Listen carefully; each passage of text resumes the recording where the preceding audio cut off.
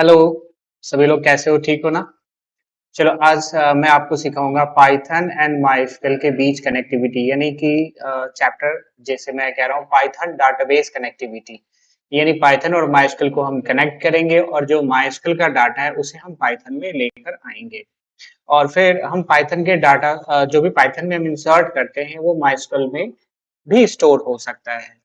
लेकिन हमें सबसे पहले कनेक्शन स्टैब्लिश करना आना चाहिए, तो हम स्टार्ट करते हैं। The chapter is Python database connectivity.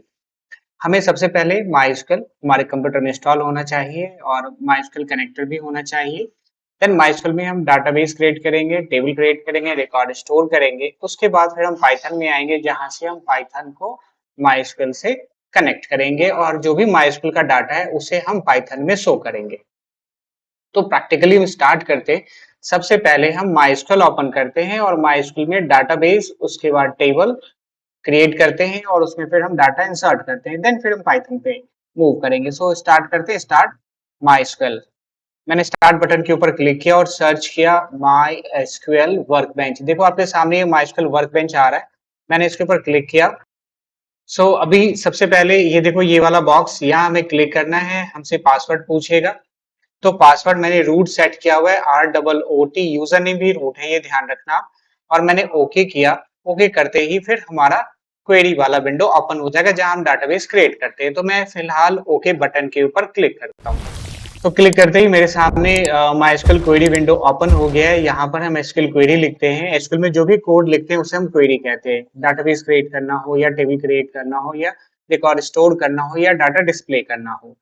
तो हमारे सामने ये विंडो खुल चुका है और सबसे पहले हम इधर डाटाबेस क्रिएट करते हैं। और डाटाबेस क्रिएट करने के लिए क्रिएट डाटाबेस एंड डाटाबेस का नाम। तो एक डाटाबेस हमें लेना होगा और हम एक डाटाबेस लेते हैं, सपोज स्कूल। क्वेरी लिख ली। अब हमें इसे सेलेक्ट करना है, फिर एग्जीक्यूट बटन के ऊपर क्लिक करना है। क्लिक करते ही नीचे देखो ग्रीन सिग्नल आ गया, मीन्स की डाटाबेस क्रिएट हो चुका है। अगर यही रेड कलर में आता तो मीन्स की कुछ एरर है, डाटाबेस क्रिएट नहीं हुआ है। तो डाटाबेस क्रिएट हो गया। अब अगला स्टेप क्या है? अगला स्टेप है डाटाबेस यूज करना। डाटाबेस यूज करने का मतलब क्या? तो माइस्क्ल में पहले से डाटाबेस खूब सारे बने हो सकते हैं। अब मैं किस डाटाबेस के ऊपर काम करूंगा, मैं किस डाटाबेस को यूज करना चाहता हूं, मुझे माइस्क्ल को तो बताना होगा। तो इसके लिए हम यूज कीवर्ड का यूज करते हैं। देन फिर डाटाबेस का नाम। तो डाटाबेस हमने स्कूल क्रिएट किया था, मैं इधर स्कूल नाम देता हूं और सेमी कॉलन। सेमी कॉलन के बाद फिर इसे सेलेक्ट करेंगे। सेलेक्ट करने के बाद फिर हम इस क्वेरी को एग्जीक्यूट कर लेते हैं। आप देखो नीचे ग्रीन कलर आ चुका है। तो हमने डाटाबेस यूज भी कर लिया। अब हमें टेबल क्रिएट करना है। अगर हमने यूज डाटाबेस किया हुआ है तो स्कूल किया हुआ है, अभी जो भी हम टेबल क्रिएट करेंगे ये इसी स्कूल डाटाबेस के अंदर क्रिएट होगा। टेबल माने वो स्ट्रक्चर जहां इंफॉर्मेशन स्टोर होता है। डाटा एक इंपॉर्टेंट रोल है, हर जगह स्टोर होता है। जब आप बैंक में जाते हो आपके सारे रिकॉर्ड स्टोर होते हैं, जब आप जॉब करते हो आपके रिकॉर्ड स्टोर होते हैं, आप स्कूल में थे, स्कूल में हो तो आपके रिकॉर्ड स्टोर होते हैं। यानी रिकॉर्ड कीपिंग इंपॉर्टेंट है और कंप्यूटर में रिकॉर्ड कीपिंग के लिए ही हम डाटाबेस का यूज करते हैं। और इस डाटाबेस के अंदर अलग अलग टाइप के रिकॉर्ड को स्टोर करने के लिए अलग अलग टेबल हमें क्रिएट करना होता है। तो मैं एक स्टूडेंट का इंफॉर्मेशन स्टोर करना चाहता हूँ, इसलिए मैं एक टेबल क्रिएट कर रहा हूँ स्टूडेंट के लिए। तो कैसे? सबसे पहले क्रिएट, और अब मैं क्रिएट डाटाबेस नहीं, क्रिएट टेबल। मतलब मुझे टेबल बनाना है तो मैं क्रिएट टेबल ही तो करूंगा। और फिर स्टूडेंट, STUDENT, स्टूडेंट, स्टूडेंट्स कर देता हूं। और ब्रैकेट स्टार्ट, ब्रैकेट क्लोज। इस ब्रैकेट में हम क्या देते हैं? तो कॉलम का नाम, मतलब स्टूडेंट का हम क्या क्या इन्फॉर्मेशन स्टोर करना चाहते हैं। स्टूडेंट का हम नेम स्टोर करना चाहते हैं। इसका डाटा टाइप क्या होगा? वैर कैर। वैर कैर जो टेक्स्ट वैल्यू के लिए यूज किया जाता है, मीन्स कि अगर कोई इन्फॉर्मेशन टेक्स्ट वैल्यू स्टोर कर रहा है तो उसका डाटा टाइप हम वैर कैर देंगे। और साइज मैंने 20 दिया है, या साइज मैं इसको 40 करता हूं। इसका मतलब ये हो गया कि मैं जो भी नाम स्टोर करूंगा वो अप टू 40 कैरेक्टर का हो सकता है। नाउ स्टूडेंट नेम, नेम के बाद हम उसका कोर्स लेते हैं, COURSE, कोर्स। और कोर्स को भी हम varchar करते हैं, बिकॉज ये भी एक टेक्स्ट वैल्यू स्टोर करेगा। उसके बाद एज नंबर है तो हम इसे इंटीजर लेंगे, और एक और इंफॉर्मेशन ले लेते हैं हम, चलो उसका फी ले लेते हैं, फी, और फी भी नंबर है तो इसे भी हम इंटीजर लेते हैं। तो हमारे सामने टेबल का स्ट्रक्चर जो मुझे चाहिए था, मुझे 4 कॉलम चाहिए था, name, course, age and fee, वो हमने क्रिएट कर लिया है। अब मैं इसे सेलेक्ट करता हूं, और सेलेक्ट करने के बाद फिर हम इधर एग्जीक्यूट क्वेरी के ऊपर क्लिक करेंगे, और आप ये क्वेरी एग्जीक्यूट हो चुका है, यानी टेबल क्रिएट हो चुका है। तो सबसे पहले डाटाबेस हमने बनाया, डाटाबेस के बाद फिर हमने टेबल क्रिएट किया। अब मुझे इस टेबल में रिकॉर्ड स्टोर करना है। तो रिकॉर्ड स्टोर करने के लिए इंसर्ट की क्वेरी यूज करते हैं, और एक साथ में मल्टीपल रिकॉर्ड स्टोर करता हूं। तो इंसर्ट इनटू टेबल का नाम स्टूडेंट्स, देन फिर वैल्यूज, राइट। और वैल्यूज में मैंने यहां पर पहले स्टूडेंट का नाम दिया अमित, फिर उसका कोर्स दिया, हालांकि कोर्स, चलो मैं जावा कर लेता हूँ, थोड़ा अजीब सा हो गया। मुझे क्लास देना चाहिए था और सेक्शन देना चाहिए था, बट मैंने कोर्स दिया, कोई बात नहीं। और एज इसका 23 है, और फिर फी इसका सपोज 5000 है, राइट। तो ये एक स्टूडेंट का इंफॉर्मेशन हो गया, मैंने यहीं से कॉमा दिया। मैं इसे नेक्स्ट लाइन में कर लेता हूँ, वैल्यूज के बाद मैंने इसे नेक्स्ट लाइन में किया, और फिर मैंने यहाँ कॉमा दिया, और फिर से दूसरा रिकॉर्ड मैंने इस बार राहुल, राहुल, ये हमारा एसक्यूएल कोर्स के लिए है, और इसका एज 22 है, और फीस 7000। एक और रिकॉर्ड स्मृति,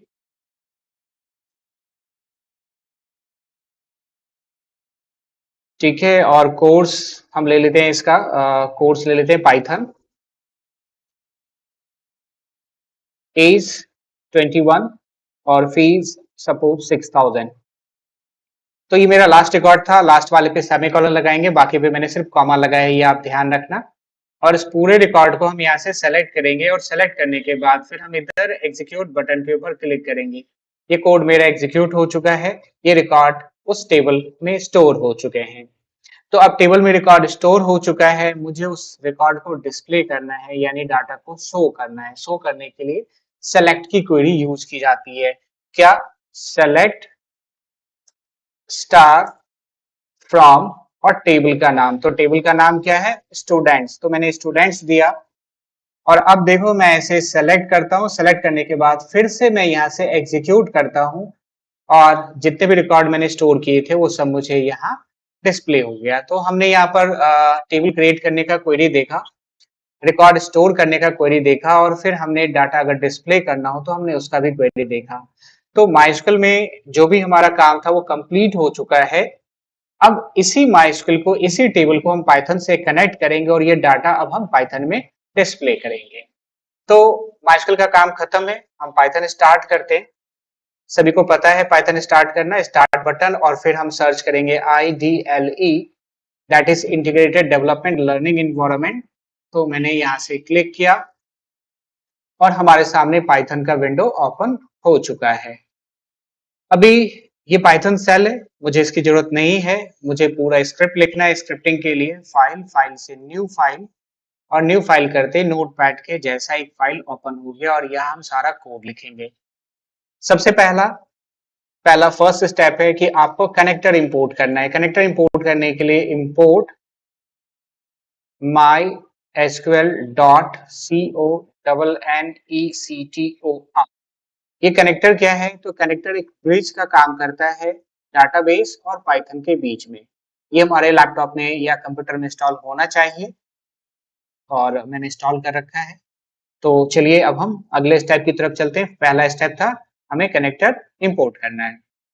अब हमें कनेक्शन स्टैब्लिश करना है। कनेक्शन स्टैब्लिश करने के लिए फिर से mysql डॉट कनेक्टर, उसके बाद इसका कनेक्ट फंक्शन हम यूज करेंगे।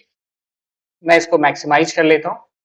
तो mysql dot connector dot connect, अब इस फंक्शन में हमें टोटल 4 पैरामीटर देने होते हैं। पहला पैरामीटर क्या होता है? होस्ट। दूसरा पैरामीटर क्या होता है? यूजर। तीसरा पैरामीटर क्या होता है? पासवर्ड, ठीक है, और फिर चौथा क्या होता है, तो दैट इज डाटा बेस। तो host, user, password and database.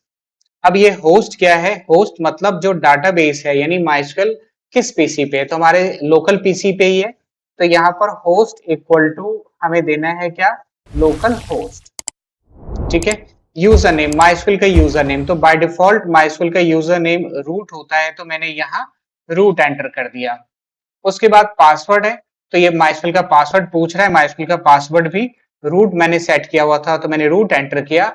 आपने अपने लैपटॉप में जो भी पासवर्ड सेट किया हुआ माइस्क्वेल को ओपन करते इसमें आपको वो पासवर्ड देना है। और फिर डाटाबेस, तो डाटाबेस अभी आपके सामने मैंने क्रिएट किया था, डाटाबेस का नाम था हमारा स्कूल। आपके केस में अगर कोई दूसरा नाम है तो आप उस नाम को दोगे। तो ये पूरा लाइन माइस्क्वेल से कनेक्टिविटी क्रिएट कर देगा और इसे हम एक वेरिएबल में स्टोर कर लेते हैं। तो मैंने कौन नाम के एक वेरिएबल में देखो इस पूरे कनेक्शन को मैंने स्टोर कर लिया। तो पहला स्टेप था कनेक्टर, यानी ब्रिज का काम किया। दूसरा स्टेप था कनेक्शन एस्टेब्लिश हो गया। अब मुझे एक ऑब्जेक्ट चाहिए जो डाटाबेस में एसक्यूएल क्वेरी को रन करेगा। उस ऑब्जेक्ट को पाइथन में बोलते हैं कर्सर। तो कनेक्शन कौन ऑब्जेक्ट में था, dot C U R S O R, cursor. तो मैं यहाँ कर्सर क्रिएट कर रहा हूँ और इस कर्सर को भी मैं एक वेरिएबल में स्टोर कर लेता हूँ। तो वेरिएबल मेरा सी यू आर नाम से मैंने एक वेरिएबल क्रिएट किया और मैंने इसमें स्टोर कर लिया। तो कर्सर बना लिया। कर्सर का काम है डाटाबेस में क्वेरी एग्जीक्यूट करना। तो मतलब अब मुझे क्वेरी एग्जीक्यूट करना होगा। तो क्वेरी एग्जीक्यूट करने के लिए C U R dot execute function का यूज करते हैं और इसमें इन्वर्टेड कॉमा के अंदर हम वो एसक्यूएल क्वेरी देते हैं जो मुझे डाटाबेस में चाहिए। तो मैं मेरा जो प्रोग्राम है उसके अकॉर्डिंग माइस्क्यूएल में जितने भी डाटा हैं वो मुझे पाइथन में चाहिए और डाटा शो करने के लिए हमने सेलेक्ट का क्वेरी यूज किया था। तो हम यहाँ भी सेलेक्ट का क्वेरी यूज करेंगे। तो सेलेक्ट स्टार फ्रॉम टेबल का नाम, तो टेबल का नाम हमने क्या रखा था, स्टूडेंट्स, तो स्टूडेंट्स। तो ये क्वेरी चला, एग्जीक्यूट हुआ, माइस्क्यूएल ने वो सारा क्वेरी पाइथन को दिया और पाइथन ने उन सारे क्वेरी को कर्सर में स्टोर कर लिया। अब उस कर्सर से मुझे एक वेरिएबल में चाहिए, तो मैं डाटा नाम से एक वेरिएबल क्रिएट करता हूं और मैं कर्सर से फेच ऑल फंक्शन के थ्रू सारा डाटा मैंने डाटा नाम के वेरिएबल में स्टोर करवा लिया। और मुझे उसे प्रिंट करना हो तो मैं यहाँ प्रिंट करता हूँ और प्रिंट किया तो डाटा, मैंने डाटा को प्रिंट करा दिया, यानी माइस्क्यूएल का जो भी डाटा था वो अब सब पाइथन में प्रिंट हो जाएगा। और फिर हमने जो कनेक्शन स्टैब्लिश किया था उसे हमें क्लोज करना होगा। तो मैंने कॉन डॉट क्लोज कर दिया। अब मैं इसे सेव करता हूँ। सेव मैं किसी भी नाम से, मैं डीबीएस नाम से सेव कर लेता हूँ और मैं इसे एग्जीक्यूट करता हूँ। एग्जीक्यूट करने के लिए शॉर्टकट की F5 है, सबको पता है, या फिर आप रन मेनू में यहाँ से रन मॉडल के ऊपर क्लिक कर सकते हो। तो मैं रन मॉडल के ऊपर क्लिक करता हूँ और रिजल्ट हम देखते हैं। देखो हमारे सामने ये सारा रिजल्ट आ चुका है, बट ये रिजल्ट लिस्ट के अंदर टपल के रूप में आया है और मुझे ये अलग अलग रो में चाहिए। तो हम थोड़ा सा चेंज करते हैं। अभी फॉर लूप चलाते हैं। For row, row is the name of the variable, आप कोई भी नाम यूज कर सकते हो इन डाटा। तो डाटा क्या था, एक लिस्ट के रूप में था। उस लिस्ट का एक एक रो यानी एक एक element as a tuple row variable में आता जाएगा और आप उसे प्रिंट करते जाओ। और मैं यहाँ रो को प्रिंट कर लेता हूँ। तो देखो मैंने यहाँ पर रो को प्रिंट किया और मैं फिर से इसे रन करता हूँ। रन मेनू में मैंने रन मॉडल के ऊपर क्लिक किया। अब देखो ये सभी टेबुलर फॉर्मेट में आ चुके हैं। तो मैं वापस कोड पे जाता हूँ। मैं एक बार कोड को पूरा फिर से रिपीट करता हूँ। जो फर्स्ट लाइन था, import mysql डॉट कनेक्टर, ये लाइब्रेरी है जिसे हम मॉड्यूल कहते हैं पाइथन में। ये माइस्क्यूएल कनेक्टर जो माइस्क्यूएल और पाइथन के बीच में ब्रिज का काम करता है। सेकेंड लाइन में हमने पाइथन से कनेक्शन एस्टेब्लिश किया था और कनेक्शन को एक वेरिएबल यानी कॉन वेरिएबल में स्टोर कर लिया था। थर्ड लाइन में हमने कर्सर क्रिएट किया था। कर्सर एक ऑब्जेक्ट होता है जो डाटाबेस में क्वेरी रन करता है। उसके बाद नेक्स्ट लाइन में हमने एसक्यूएल क्वेरी रन किया था। उसके बाद हमने सारा डाटा वहां से एक वेरिएबल में फैच किया था। वो वेरिएबल यहाँ पर लिस्ट है और हमने लूप यूज करके उन सारे डाटा को प्रिंट कराया, एट द एंड वो कनेक्शन हमने क्लोज कर लिया। तो ये चैप्टर पाइथन डाटाबेस कनेक्टिविटी, जहां पर हमने पाइथन को माइस्क्ल से कनेक्ट किया। और भी डिटेल हम आगे वीडियो में देखेंगे, भी डाटा इंसर्ट करना हो या डिलीट करना हो या अपडेट करना हो। तब तक आप हमारे चैनल को सब्सक्राइब कर लीजिए और बेल आइकन प्लीज प्रेस कर दीजिएगा। थैंक यू, मिलते हैं नेक्स्ट वीडियो में।